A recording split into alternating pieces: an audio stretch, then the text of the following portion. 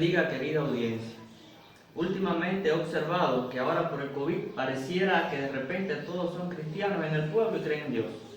A menudo escucho valientes y firmes profesiones en medio de las colas en la bodega, o cuando se saludan en la calle, a viva voz con un Dios nos libre.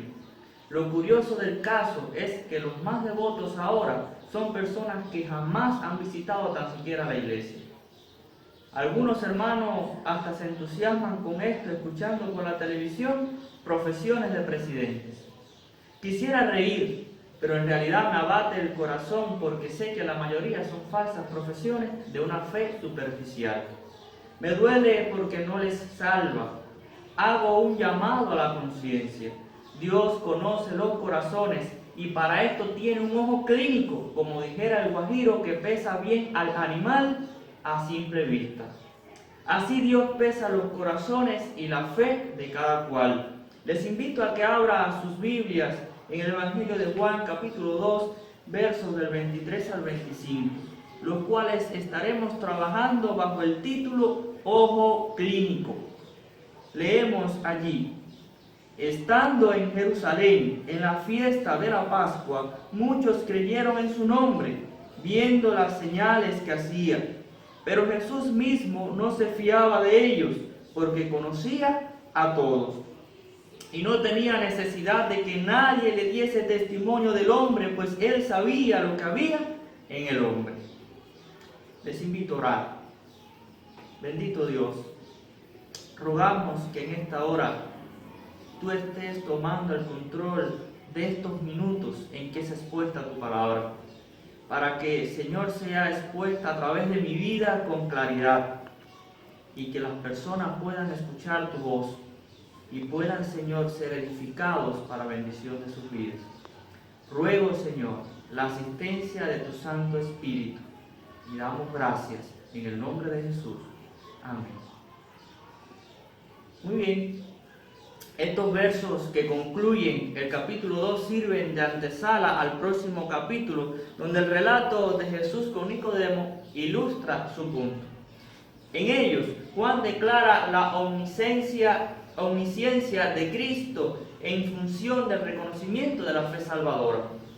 Esta fe es la buscada por el autor en su propósito evangelístico de que por las señales lleguemos a la correcta comprensión de la persona y obra de Cristo para nuestra salvación por la fe, como declara en el capítulo 20, versículo 31. De estos versículos se desprende la realidad de que, y escuche bien, muchos profesan una fe superficial en Dios, pero Dios no se deja llevar por las apariencias porque conoce los corazones. Veamos esto en el texto, donde subyace la profesión de fe de muchos como una fe superficial. Lea conmigo el verso 23 que dice: estando Jesús en Jerusalén en la fiesta de la Pascua, muchos creyeron en su nombre. Note que dice muchos, adverbio de cantidad, incrementado durante todo su ministerio terrenal. Le seguían multitudes como la de 5,000 personas que alimentó milagrosamente en el capítulo 6. Eran tantos los que profesaban fe en Cristo que los fariseos llegaron a decir en el capítulo 12, verso 19 que el mundo entero se iba tras él, al presenciar su entrada triunfal en Jerusalén aclamado por multitudes eufóricas. Sin dudas, eran muchos los que profesaban fe en Jesús, pero tristemente la mayoría era una fe superficial, como subyace en el contraste de esta sentencia: creyeron en su nombre, con la del verso siguiente, pero Jesús mismo no se fiaba o creía en ellos. Juan construyó estas dos frases con el uso del mismo verbo griego que significa creer. Es decir, que ellos creían en Jesús, pero Jesús no creía en ellos porque conocía sus corazones. Este contraste en términos del tipo de confianza revela que literal creencia en su nombre significaba más que un simple acuerdo intelectual viendo las señales. Requería un compromiso sincero que comprometía la totalidad de la vida como discípulo de Jesús. Nicodemo tenía una fe intelectual en la existencia de Dios por la evidencia de su poder.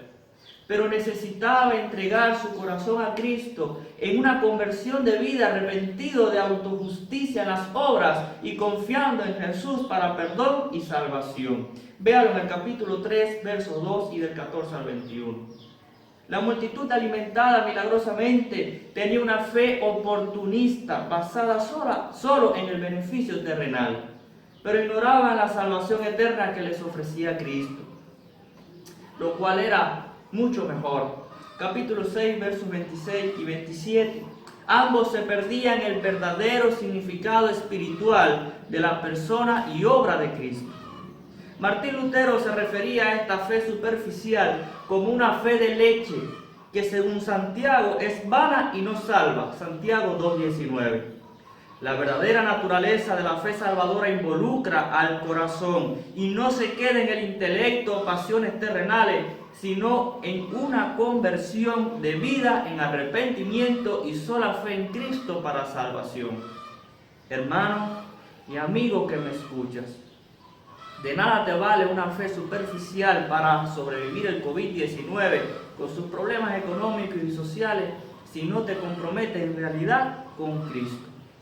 No es suficiente profesar fe de dientes para afuera como con una fe en el cerebro que apenas profundiza lo suficiente para rasguñar el corazón. No vale la doble vida, sino una totalmente consagrada al Señor. Si todavía no estás convencido, siga viendo conmigo en la Biblia la desconfianza del Señor que no se deja llevar por las apariencias. Veamos nuevamente la primera parte del verso 24 que dice: pero Jesús mismo no se fiaba de ellos. Esto quiere decir que muchos profesaban fe en Cristo por sus señales milagrosas, pero Él acostumbraba no confiar o fiarse de ellos porque conocía sus corazones. Esto indica que Jesús buscaba la conversión genuina en vez del entusiasmo por lo espectacular o bendiciones terrenales. Jesús no se dejaba impresionar por los altos números que le profesaban fe, ni la lisonja de sus enemigos. Sabía que solo unos pocos realmente le seguirían de los muchos mencionados en nuestro pasaje. Interrumpió el culto a su persona que le hacía Nicodemo con un contundente: tienes que nacer de nuevo, en el versículo 2 del capítulo 3. Le reprochó a la multitud en el capítulo 6 que solo le buscaban para saciar su barriga en vez de creer en Él, en un compromiso para vida.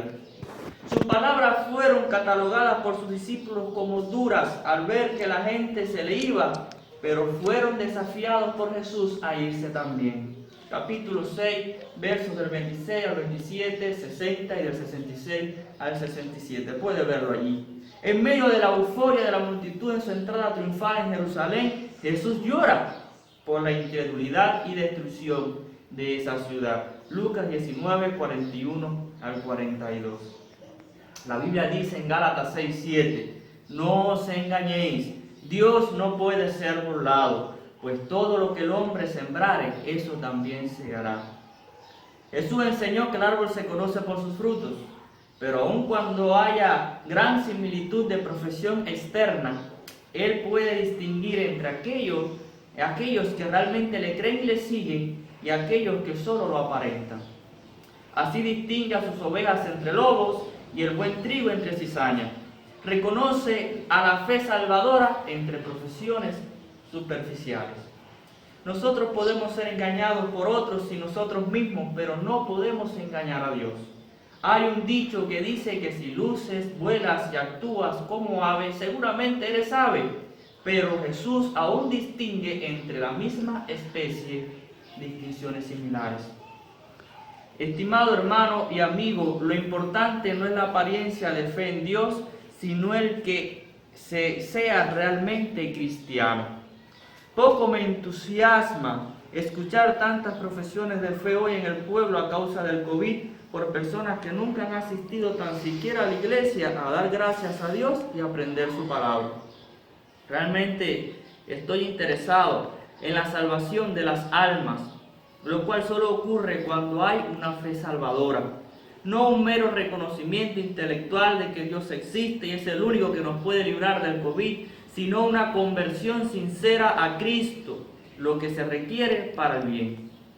En definitiva, Dios no se deja llevar por las apariencias y su desconfianza no es arbitraria.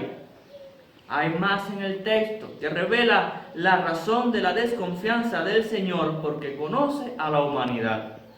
Vaya conmigo el texto en la segunda parte del verso 24 al 25. Dice allí: porque conocía a todos y no tenía necesidad de que nadie le diese testimonio del hombre, pues él sabía lo que había en el hombre. La omnisciencia divina es un atributo de Dios que significa que lo conoce todo. Aquí hay una prueba de la deidad de Cristo con su percepción de la realidad, ya que solo Dios conoce en realidad el corazón de cada uno de los hombres.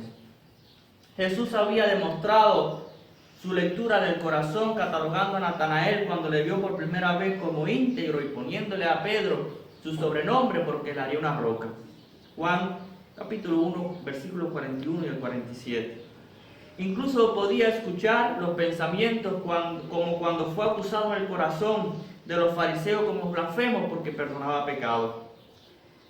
Esto es asombroso. Note que el texto da la razón por la que conocía a todos. Esto es porque sabía lo que había en el corazón. Es decir, que es alguien que conoce al hombre desde su médula, con una comprensión exacta de cada cual. Nosotros podemos confundirnos respecto a otros y nosotros mismos, pero Dios no. Dice la Biblia en Jeremías 17, 9 al 10. Engañoso es el corazón más que todas las cosas y perverso. ¿Quién lo conocerá? Yo, Jehová, que escudriño la mente, que pruebo el corazón para dar a cada uno según su camino, según el fruto de sus obras. El conocimiento divino no es un simple reconocimiento, sino que se basa en que nadie nos conoce mejor que nuestro Creador. Así dice el Salmo 33:15, Él formó el corazón de todos ellos, atento está a todas sus obras. Lo preocupante del caso es lo que dice Cristo, que por general hay en el corazón. Porque del corazón salen los malos pensamientos, los homicidios, los adulterios, las fornicaciones, los hurtos, los falsos testimonios, las blasfemias. Mateo 15, verso 19.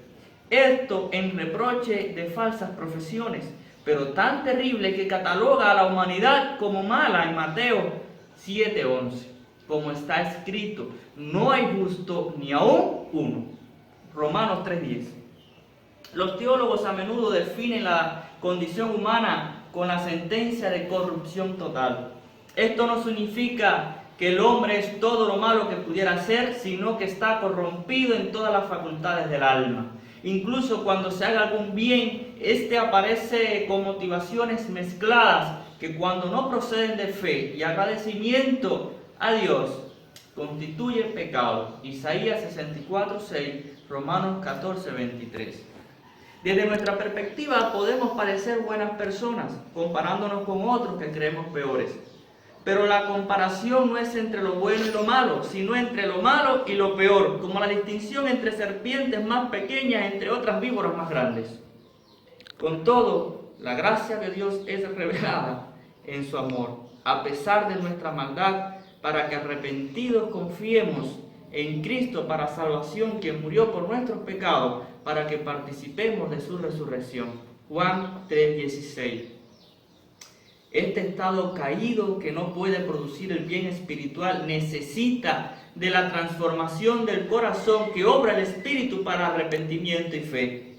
Precisamente de esto habló Cristo a Nicodemo con una percepción tan aguda que no solo discernió su fe intelectual, sino su estado caído en el corazón por el cual debía nacer de nuevo, del Espíritu por la fe en su nombre. Juan 3:2, 21 al 21. Hermano y amigo que me escuchas, Dios te conoce como llama a cada estrella por su nombre. Te conoce porque te creó y conoce tu corazón. La Biblia revela que todos somos pecadores y debemos arrepentirnos, incluso de nuestras pretensiones de bondad. Sabes si tu profesión no es sincera de corazón o correcta, porque podrías estar sinceramente equivocado. Nuestra condición es más lastimosa que la amenaza del COVID y necesitamos desesperadamente recibir a Cristo como Señor y Salvador. Muy estimada audiencia, muchos profesan una fe superficial en Dios, pero Dios no se deja llevar por las apariencias porque conoce los corazones. De esto hay hasta dentro de las iglesias. Dios requiere más que una fe intelectual u oportunista. No se conforma con menos que una conversión de corazón en un compromiso de vida como su discípulo. Aun cuando podamos escapar del COVID del juicio, nadie lo hará en el día en que Dios juzgará por Jesucristo los secretos de los hombres conforme a mi evangelio, Romanos 2:16. Confiar en Cristo involucra la entrega del corazón, para el cual mi Señor tiene ojo clínico. Dios le bendiga.